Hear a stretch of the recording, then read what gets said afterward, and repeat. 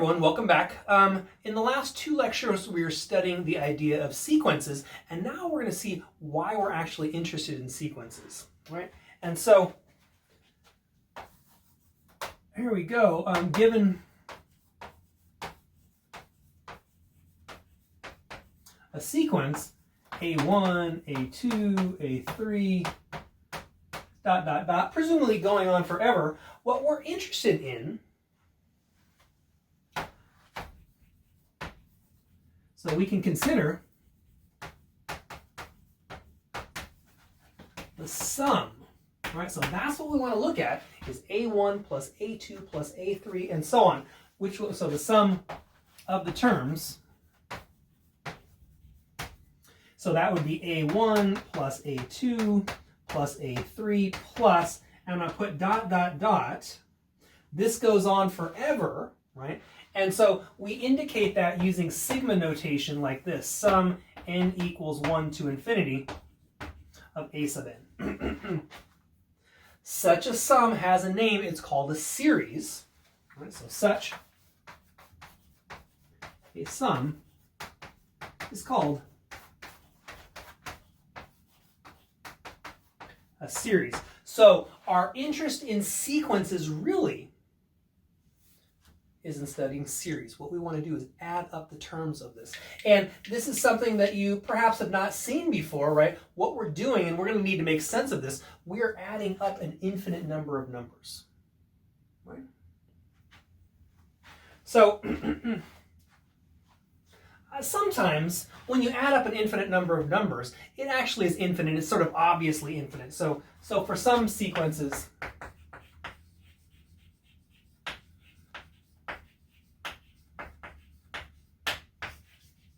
the corresponding series, so the sum is obviously infinite. So for example, if we have the sequence that's just ones forever, the constant sequence that goes 1, 1, 1, 1, 1, 1. If you were to add up the terms of this sequence, of course you're going to get infinity. 1 plus 1 plus 1 plus 1 plus 1 going on forever gives us infinity.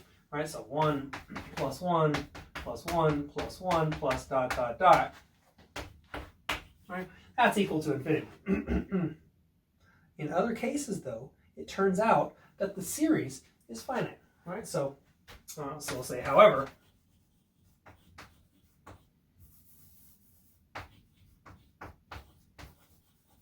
other series turn out to be finite. And so that is going to be a major consideration for us, is what kinds of sequences, when you add up the terms, right now we've got a series, what series are finite and which ones are infinite? And so let me just give you an example. And in fact, I still need to make this precise. What exactly do I mean? Right? But just intuitively, if you add up an infinite number of ones, you're going to get infinity. But now look at this one right here. So I want to give you an example of a situation where the series is actually infinite. Is actually finite. So let's do this one here. So let's look at this sequence. 1/2, 1/4, 1/8, 1/16, blah, blah, blah, going on forever. So what we have are powers of 1/2. Right? So this one, this corresponding series, 1/2 plus 1/4 plus 1/8 plus 1/16 plus dot, dot, dot. In sigma notation, this would be sum n equals 1 to infinity of 1/2 raised to the nth power. And now what I'd like to do is give a geometric argument that explains why this series right here actually is finite. And the way I'm going to do it is I'd like to take a square, right, where the side lengths are both 1.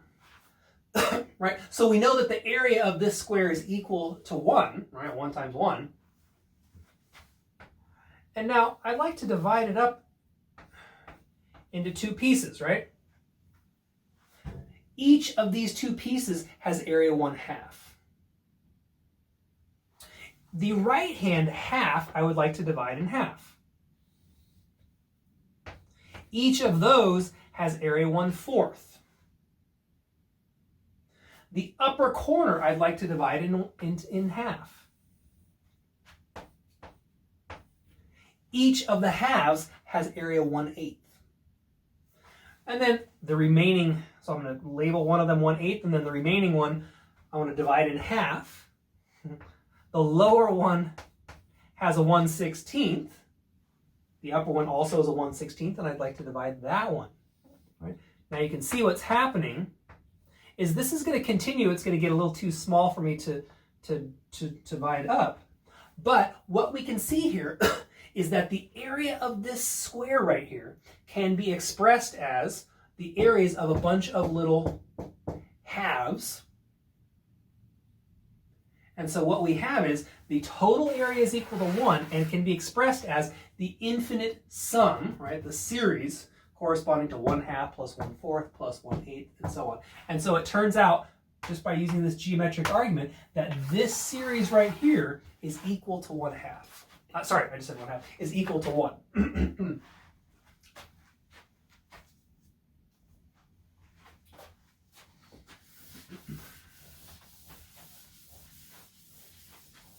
All right, so now we need to make precise what it means to add up an infinite number of terms. So given a sequence,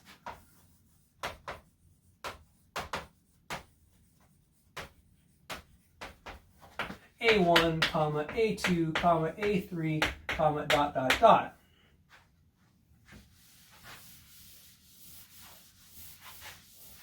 What I want to do, right, in practice, right, there's not an infinite amount of time, right? So if you want to add up an infinite number of numbers, you officially need an infinite amount of time. But for us, of course, we only have a finite amount of time. So what I want to do, right, we've got this sequence that goes on forever. I would like to look at the result of adding the first n terms, right? So I want to define, or let's say let, S sub n equal A1 plus A2 plus dot, dot, dot. Instead of going on forever, I'd like to stop after we get to the nth term. Right, so what we have is, S1 is just A1. S2 is A1 plus A2. S3 is A1 plus A2 plus A3. S4 is A1 plus A2 plus A3 plus A4. And we can keep doing this. So let me just put a little dot, dot, dot there. Now, what I just did is I created a new sequence, right? We started off with a sequence A1, A2, A3, and so on. And I created a new sequence S1, S2, S3, S4, S5, and so on. This is the key to understanding the idea behind series, is to understand this right here. Now, this has a name, so S sub n is the nth partial sum.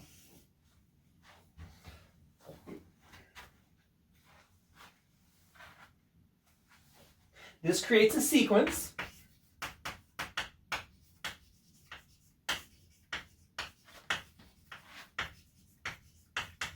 The sequence is S sub 1, S sub 2, S sub 3, dot, dot, dot. This sequence has a name. It's called the sequence of partial sums. All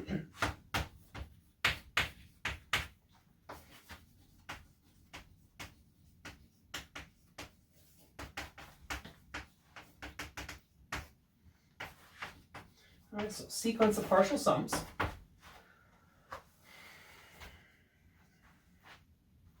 And now this leads to the definition. This is where we make precise what it means to add up an infinite number of terms. So what we can do, now we have this sequence, we can look at the limit of this sequence. So if the limit as n goes to infinity of S sub n equals the number s, then we say that the series converges. So then the sum n equals 1 to infinity of a sub n converges to S. And the way you want to interpret that, and the way we will typically write it, is we will say that this series is equal to S. And the way you want to think of it then, if this limit exists, it equals this number S. Then we say that by adding up the infinite number of terms, it adds up to this number S. That's the point. If the limit does not exist, then we say that the series diverges. So if the limit as n goes to infinity of S sub n, I'll say does not, I'll say diverges. No. If this limit does not exist, then our series sum n equals 1 to infinity a sub n diverges. So we are going to be concerned with this idea of convergence and divergence of series. Now, many students, many calculus students think of 143. They consider, excuse me, 143 as some people think it's the hardest of the calculus classes. And I'm convinced, right? Series and sequences can be a tough. Students often find it tough. And I'm convinced that, at least in part, students find the series and sequence portion of Math 143 to be difficult because they don't understand this definition. So this definition right here is the key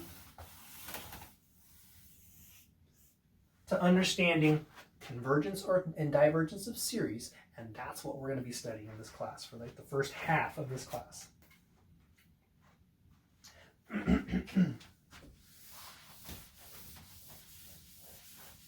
So let's try an example now.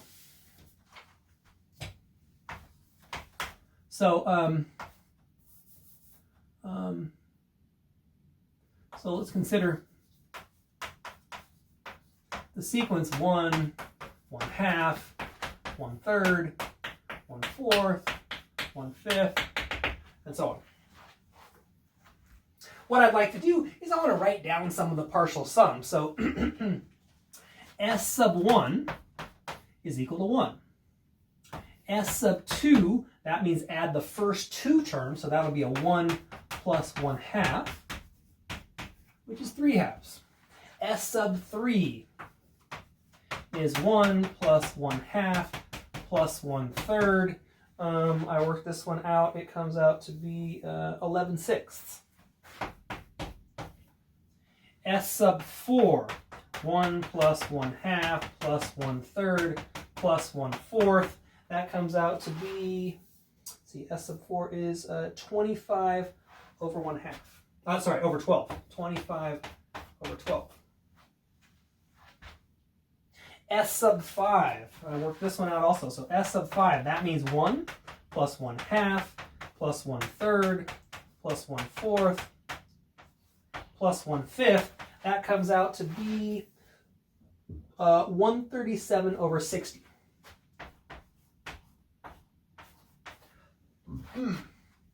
So we have the sequence of partial sums corresponding to our original sequence. And the sequence of partial sums goes like this: 1, 3/2, 11/6, 25/12, 137 over 60, and this one will keep going also. And so then the question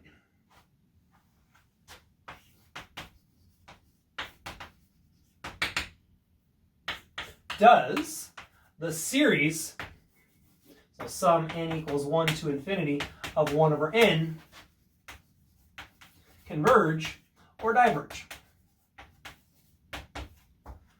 And to answer that question, what we need to know is whether this sequence of partial sums, it's going to go on forever, we need to know whether that sequence converges or diverges.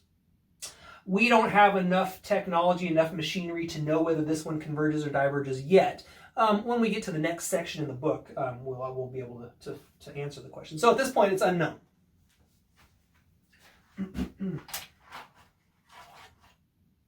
All right, so to be determined.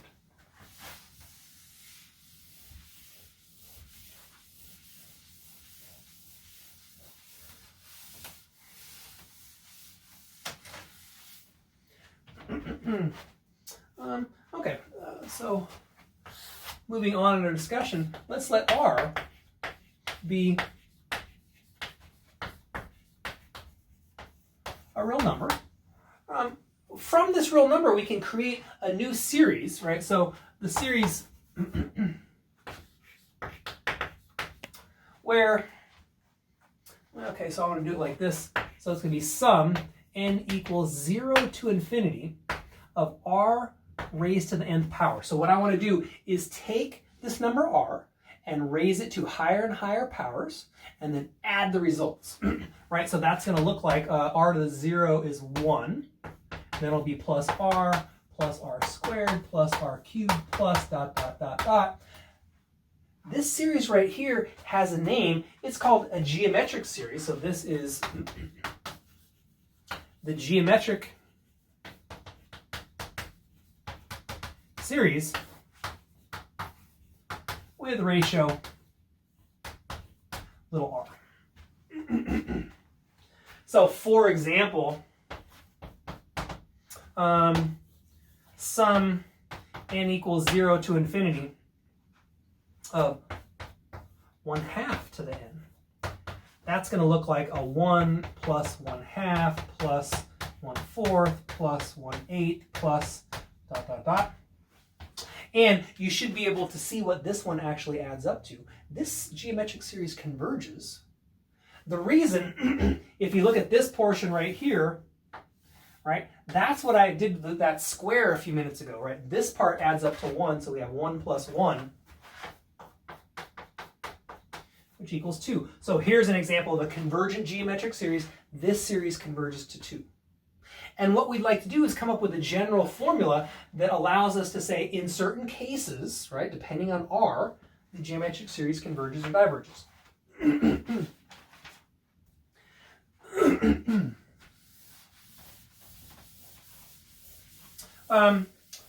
So there's one example. So if R equals 1, then the geometric series sum n equals 0 to infinity r to the n, that's going to be 1 plus 1 plus 1 plus ...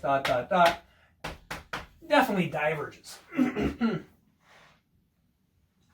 So what I want to do is consider the situation where we have a geometric series and all it requires is that r is not equal to 1. So otherwise,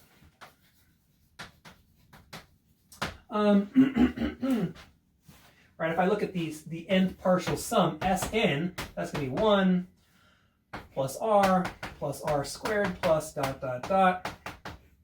plus r to the n.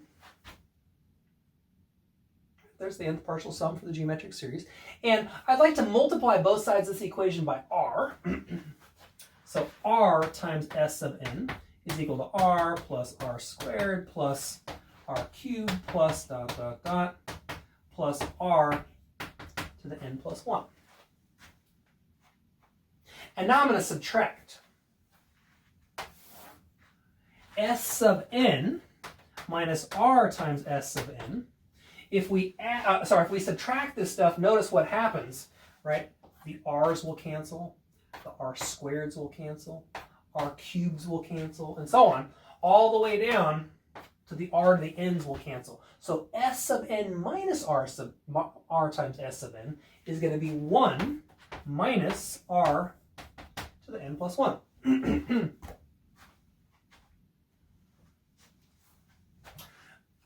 I'd like to solve for s sub n. So if I factor, what we get is s sub n times 1 minus r equals 1 minus r to the n plus 1. Which means that s sub n is 1 minus r to the n plus 1 divided by 1 minus r. Now you can see why I didn't want r to be 1, right? Because I don't want to divide by 0. So now we have a formula for the nth partial sum. if I take the limit as n goes to infinity of s of n, that's the limit as n goes to infinity,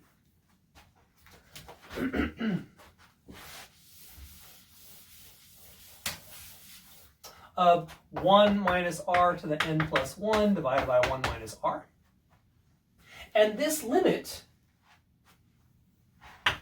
well, it equals two things depending on depending on the value of r, right? So if r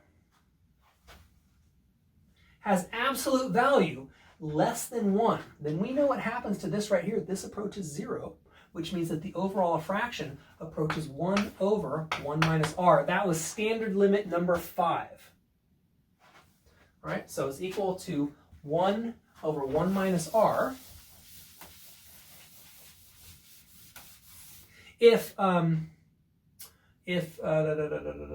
absolute value of r is less than 1.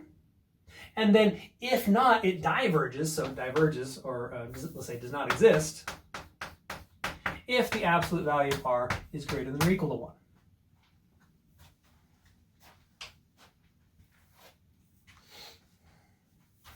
So let me say this as a theorem now. And it's called the geometric series test.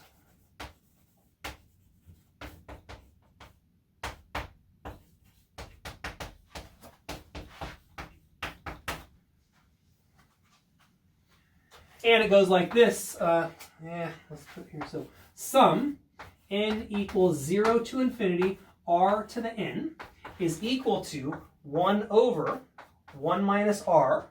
It's convergent, and it converges to this number right here when absolute value of r is strictly less than 1, and diverges if absolute value of r is greater than or equal to 1.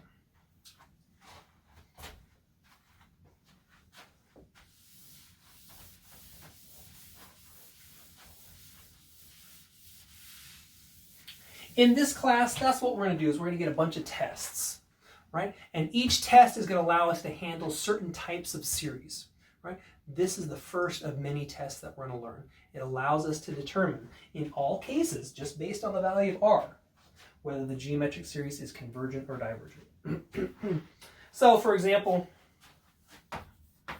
let's look at sum n equals 0 to infinity of 1/2 raised to the n. According to our formula, right, 1/2 has absolute value less than 1, so it's convergent. And what does it converge to? 1 over 1 minus 1/2. That's 1 over 1/2, which equals 2. We already knew that, right? We had that written down just a second ago.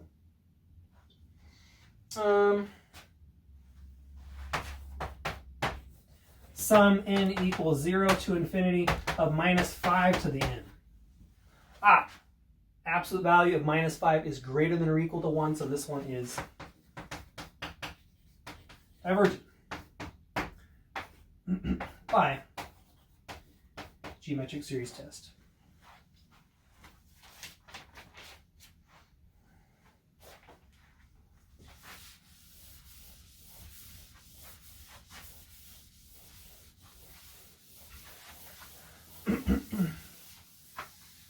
Another example.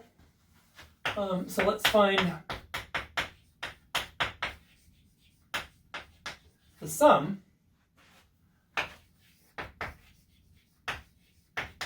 of the series that goes like this. So it's going to go 1 minus 1/5 plus 1 over 25 minus 1 over 125 plus 1 over, is that 625?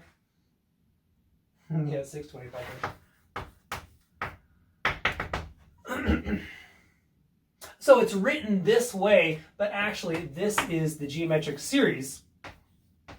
Sum n equals 0 to infinity minus 1/5 to the n. All right, these are successive powers of 5 in the denominator. According to the geometric series test, right, because absolute value of 1/5 is strictly less than 1, we know that it converges, and we know exactly what it converges to, 1 over 1 minus negative 1/5, right? That's equal to 1 over 6/5. And so that gives us 5/6.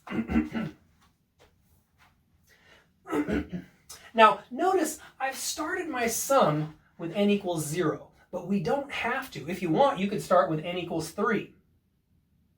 So what I want to do now is give you a more general formula. So general formula,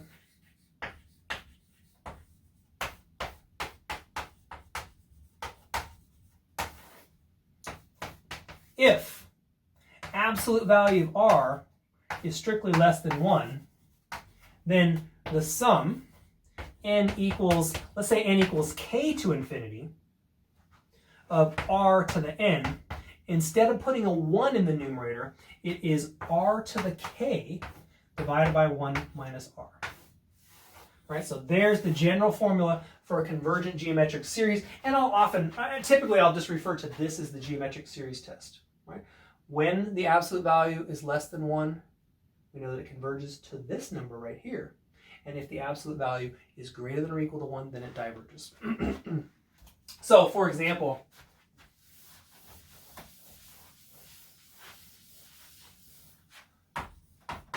sum n equals 3 to infinity of 1/4 raised to the n. According to our formula, this will be a 1/4 cubed in the numerator and a 1 minus 1/4 in the denominator. What is that? A 64 in the numerator and 3/4 in the denominator. So that comes out to be 1 over 3 times 16. All right, so 148.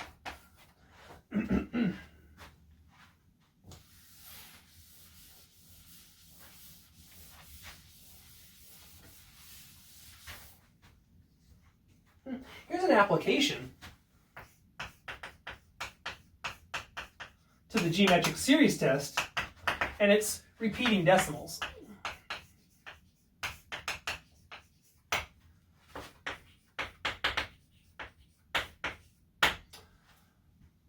So here's how it goes. Express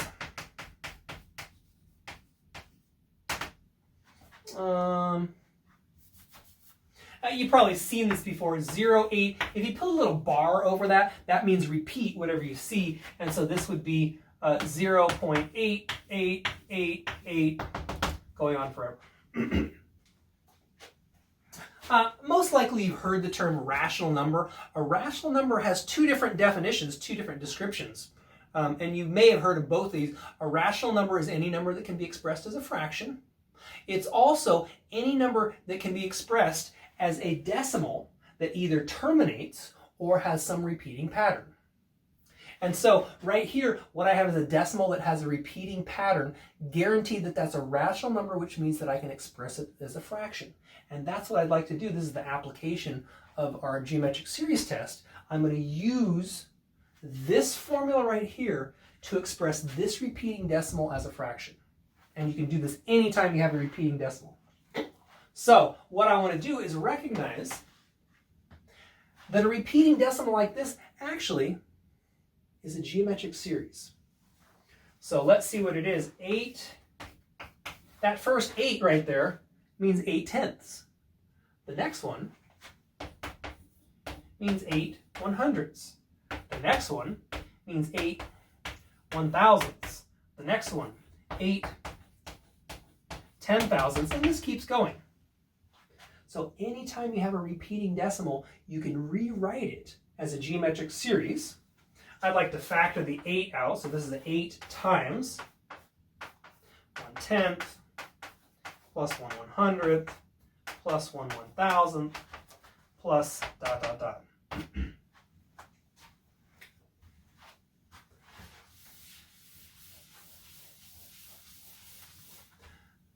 That's equal to 8 times the sum, n equals 1 to infinity of 1/10 raised to the n. And now we can use our formula. This is 8 times 1/10 divided by 1 minus 1/10. That's 8 times 1/10 over 9/10. And this comes out to be 8/9.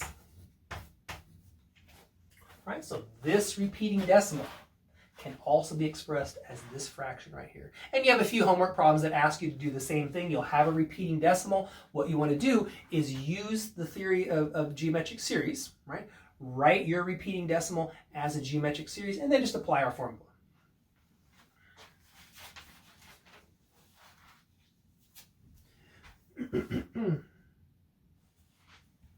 In fact, I'm going to do one more example, and then let me see what we have here.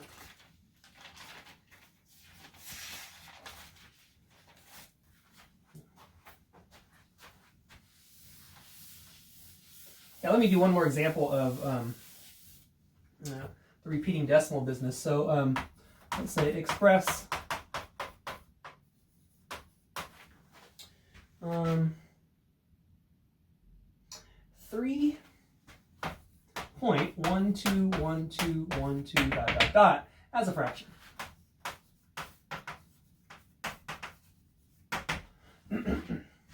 What I'd like to do, I'm going to ignore the 3 for a minute, and let's just look at 0.121212 ... Right? That's going to be equal to 12 100ths plus 12, what's the next one? 10,000ths plus the next one would be 12 over, what is this? 10,000, 100,000 over 1 millionth.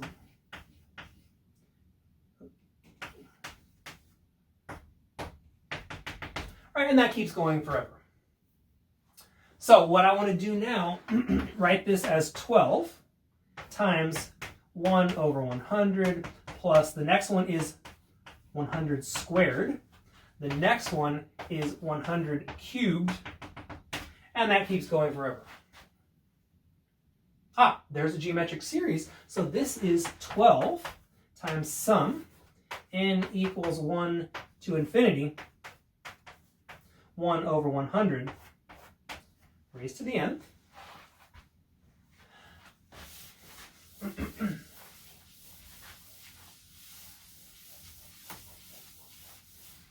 And now, according to our formula, this is 12 times sum, n equals, I got that already. 12 times, now I want to throw it into the geometric series formula, right? This is going to be 1 over 100 divided by 1 minus 100. That comes out to be 12 times 1 over 100 times, or divided by 99 over 100. That's going to be 12 times 99 over 100. I guess I don't, what happened here? Sorry, no, I need to flip and multiply. That's a 1 over 99. Right, the hundreds cancel, we're left with a 1 over 99.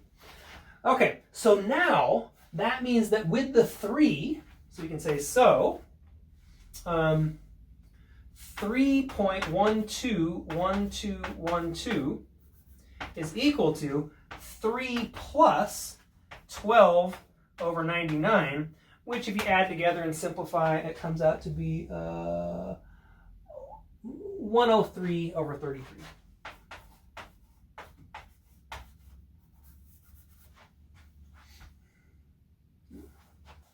Geometric series is just one of many types of series that we're going to study. So let's look at another type of series. This one's called a telescoping series.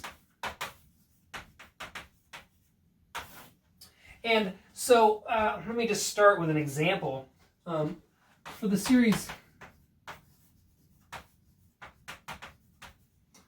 sum, n equals, I want to go n equals 2 to infinity of 2 over n squared minus 1.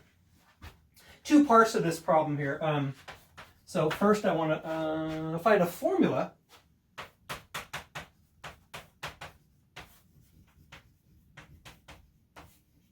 for S sub n. And part B, once I've done that, I want to determine whether the series converges or diverges. So use A to determine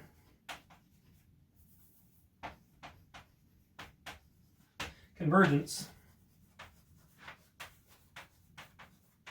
and divergence.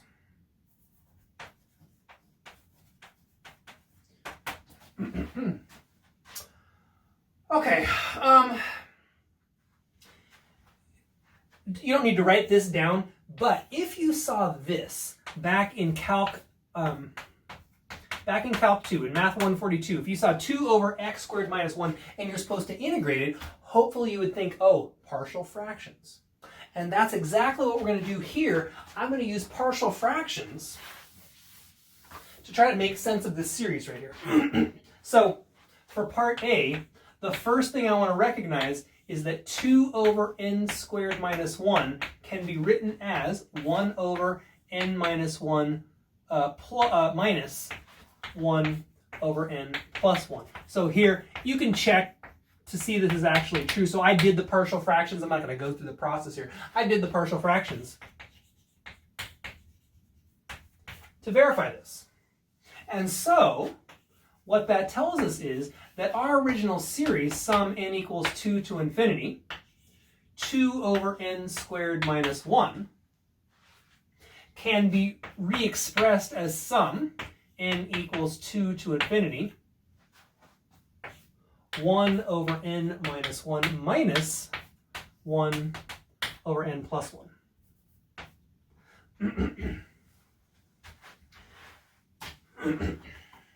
And so now let's just write out the series, a few terms of this to see what it looks like. So we can say S sub n is going to look like this. So let's see, when n equals 2, I'm going to have 1. Right, when I plug n equals 2, I'm going to get 1 minus 1/3. Plus, okay, and when n equals 3, I'm going to get 1/2 minus 1/4. When n equals 4, I'll get 1/3 minus 1/5, 1/4 minus 1/6. And this will keep going for a while. I'm going to write down the last two terms here. So the last two terms will go like this: 1 over n minus 2 minus 1 over n. And then the very last term will be a 1 over n minus 1 minus 1 over n plus 1. Sorry, I almost ran out of room there. Hopefully you can see that well enough. So this is what S sub n, the nth partial sum, will look like, right? Using this partial fractions expression. Okay, so now what we're supposed to notice, what you want to notice, and this is going to explain why this type of series is called a telescoping series. Notice I've got a negative 1/3 and a positive 1/3. In that partial sum, those are going to cancel out. I have a negative 1/4 and a positive 1/4. Those are going to cancel out. I have a negative 1/5, which would actually cancel with a positive 1/5 right here. I have a negative 1/6, which would cancel out. In fact, all the stuff in the middle is going to cancel out. And let's see how the cancellation works. The term... The term inside the parentheses, the term on the left is going to cancel with a term on the right 2 to the left. So for example, this 1 over n minus 1/2, or sorry, 1 over n minus 2 is going to cancel with somebody right over here. So that would cancel. This term right here would cancel with somebody right there. Right? So I want you to kind of pay attention to how the cancellation goes. What we see is that this nth partial sum can be written as 1 plus 1/2 minus 1 over n minus 1 over n plus 1. Which we can simplify it. This is 3/2 minus 1 over n minus 1 over n plus 1. So that's the idea behind telescoping series, is all the stuff in the middle cancels out, and so like one of those old-fashioned telescopes, right, it collapses down to have just a couple of terms on the left and a couple of terms on the right. So that completes part A. What we have is a formula for the nth partial sum. And so now for part B, remember, to determine whether a series converges or diverges, you need to know whether S sub n has a limit or if the limit does not exist. In this case, when we compute the limit as n goes to infinity of S sub n, it's equal to the limit as n goes to infinity of 3/2 minus 1 over n minus 1 over n plus 1 equal to 3/2. What that tells us then is that our original series converges, and it converges to 3/2. And in fact, I'm going to write that down.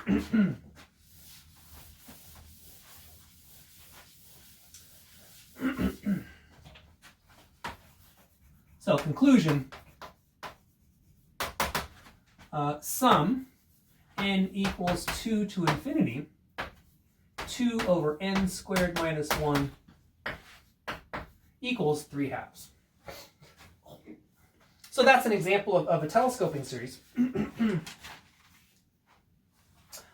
Here's another example, and I just want to give a little bit of historical context here. There was a time when philosophers, physicists, mathematicians, they were really all the same, right? Someone who was a scientist studied all of those things. They studied philosophy, they studied mathematics, they studied physics.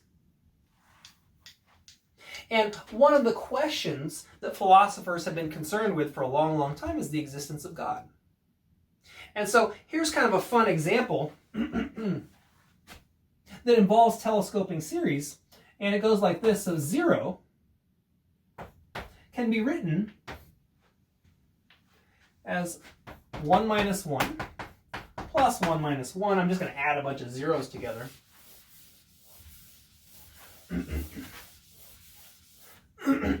Plus 1 minus 1 plus blah, blah, blah, going on forever, right? If you add a bunch of zeros, you get 0.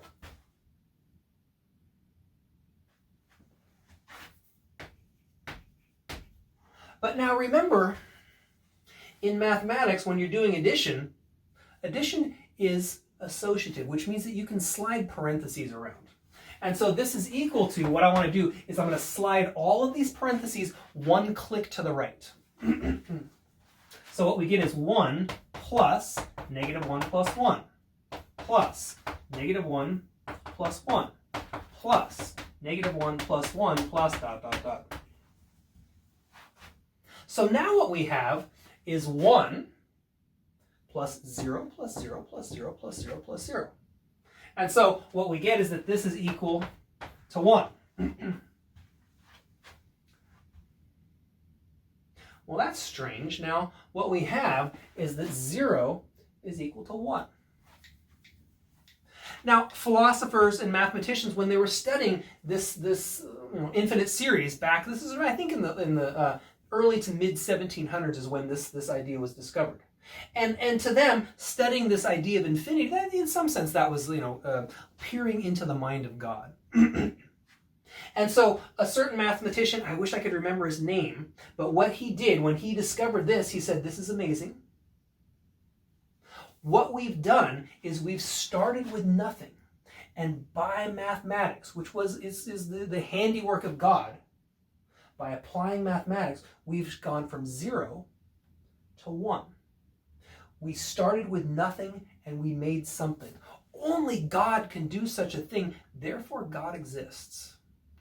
Right? So this was his argument for showing that God exists. Starting with nothing, we have created something, therefore God exists. Now, Remember earlier in the lecture what I said is I think that one of the reasons that students have trouble with Math 143, the series part, is they don't understand the definition of what it means for a series to converge. So all of you are looking at this and saying, wait a minute, 0 is not equal to 1, but this looks very convincing. If you go back and you look at the definition of convergence, in fact, I want all of you to do that, and I want you to come to office hours and tell me what's wrong with this. Now, this does not prove anything, right? It doesn't prove that God exists. It doesn't prove that God doesn't exist. There is a fallacy going on here. Right? And so hopefully, if you understand that definition, you'll say, okay, this is just a little bit of a trick. This is not accurate, right? This does not prove that God exists.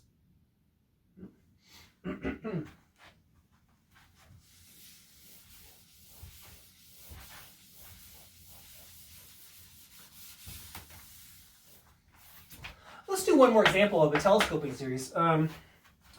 So let's see. I want to look at this one here. Sum n equals 1 to infinity. And notice, I've been starting my series. Sometimes they start with 1, sometimes they start with 2. You can start your infinite series with whatever number makes sense or whatever you'd like. And so I want to do this one. Sum n equals 1 to infinity. Inverse tangent of n minus inverse tangent of, is it n plus 1? Yeah, n plus 1. All right, so here is our series now. And this turns out to be a telescoping series. What I want to do is write out the nth partial sum. So let's see, when n equals 1, we will have inverse tangent of 1 minus inverse tangent of 2 plus inverse tangent of 2 minus inverse tangent of 3. I ran out of room here. Plus inverse tangent of 3 minus inverse tangent of 4. And this will keep going for a long time. Eventually we'll get to inverse tangent of n minus inverse tangent of n plus 1. Okay, so there's the nth partial sum. And what you should notice is that you get cancellation all the way through. And so only the first term and the last term are left. So this is equal to inverse tangent of 1 minus inverse tangent of n plus 1.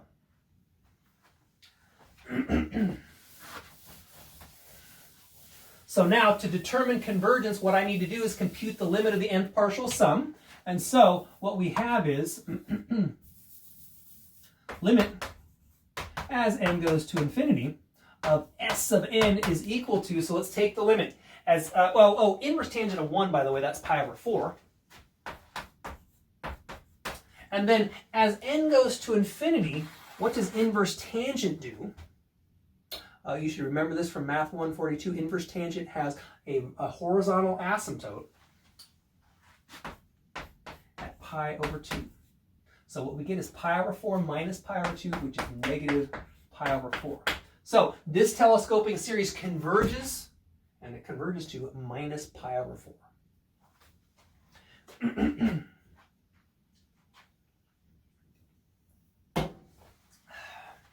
Okay, so telescoping series, they're a bit obscure. They're not going to show up a whole lot, but they do show up. You'll have a couple homework problems and possibly a quiz problem on this material.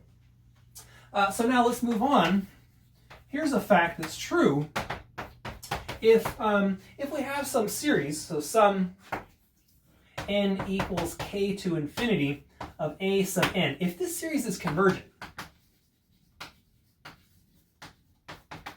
then the limit as n goes to infinity of a sub n has to equal 0. So if there's any hope of having a convergent series, right? If you're going to add up an infinite number of terms and get some finite number, the only way that that could possibly happen is to have these numbers getting smaller and smaller.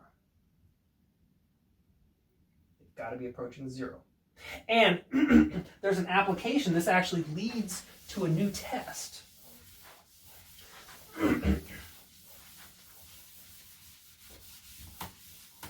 So our next test, we've got the geometric series test, and our next one, this is called the test for divergence. And it goes like this. If the limit as n goes to infinity of a sub n is not equal to 0, then you are guaranteed that that series diverges. So then, the corresponding series diverges. So for example, a couple examples here. So let's look at the limit. Let's look at the sum. N equals, let's do 3 to infinity of n over n plus 1. And this is easy. The test for divergence is nice. When it works, it's quick. So since limit as n goes to infinity of n over n plus 1, that limit is equal to 1, which is not equal to 0, this series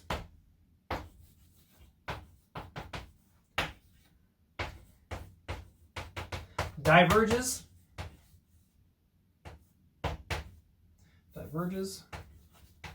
by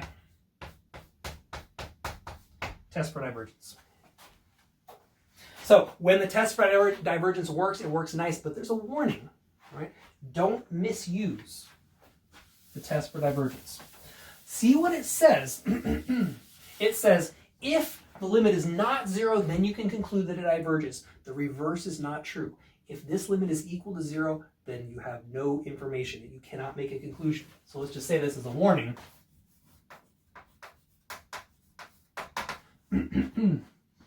Don't misuse. This is a very important test, but don't misuse it. So don't misuse the test for divergence, right?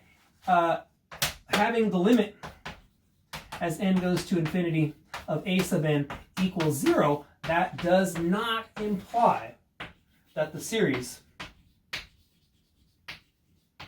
converges. For example, sum n equals 1 to infinity 1 over n, this diverges. We will see soon that this diverges, even though when I take the limit as n goes to infinity 1 over n, right, we get 0. All right, so this is important. Many, many students fall prey to misuse of the test for divergence. Don't be one of those students.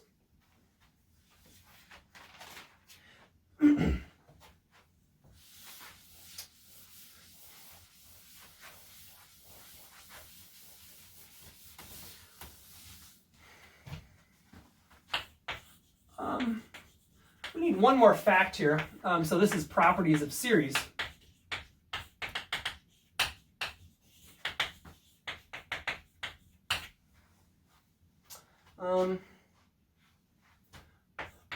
So let's start off, let's say we've got a couple of convergent series. So let's let sum of a sub n and sum b sub n. If I don't need the starting point at infinity, I'm not going to put it there, right? So it's understood that this is an infinite series. Sum n equals k to infinity here, sum n equals k to infinity here. So let's say we've got a couple, so let's let these be convergent.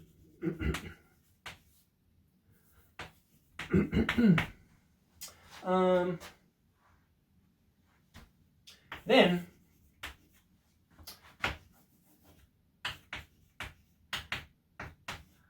the series that you get by adding or subtracting the corresponding sequence is convergent, and a constant multiple, so C times that series, both of these are convergent. And this theorem goes further and tells us exactly what you get. We can say and. So part A, to find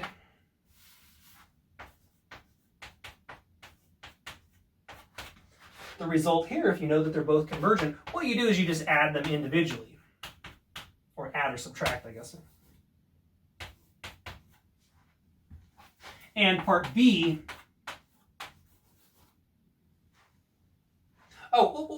I did something wrong here. this should have said constant times a sub n.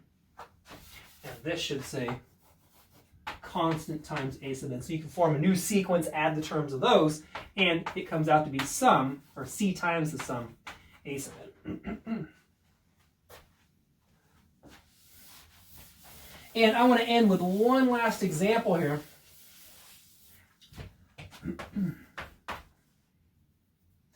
Let's look at this series right here. So sum n equals 2 to infinity. And then it's going to look a little bit messy, and what I want to do is make use of these properties right here to simplify things and actually find the sum of this series. So sum 2 times 2 raised to the 2n plus 3 to the n plus 1 divided by 5 to the n. So it turns out that this is convergent. I'm going to use these properties to actually verify that. So what I want to do first, part A says I can break this up into two different series. So sum n equals 2 to infinity, 2 times 2 to the 2n over 5 to the n, plus sum n equals 2 to infinity of 3 to the n plus 1 divided by 5, 5 to the n. Now each of these is kind of looking like a geometric series, right? I need to clean things up a little bit. I can factor this constant out, so this 2 can come out front. This will be a 2. Sum n equals 2 to infinity. 2 to the 2n, that's the same as 4 to the n. So this can be written as 4/5 raised to the n. Let's see with this one, 3 to the n plus 1, I can pull off a factor of 3. So that's a 3 times sum n equals 2 to infinity, 3/5 raised to the n. What I wanted to do is manipulate this so that I can apply the geometric series test. And now, right, I've used these properties. Now I'm going to apply the geometric series test to figure out exactly what this original series converges to.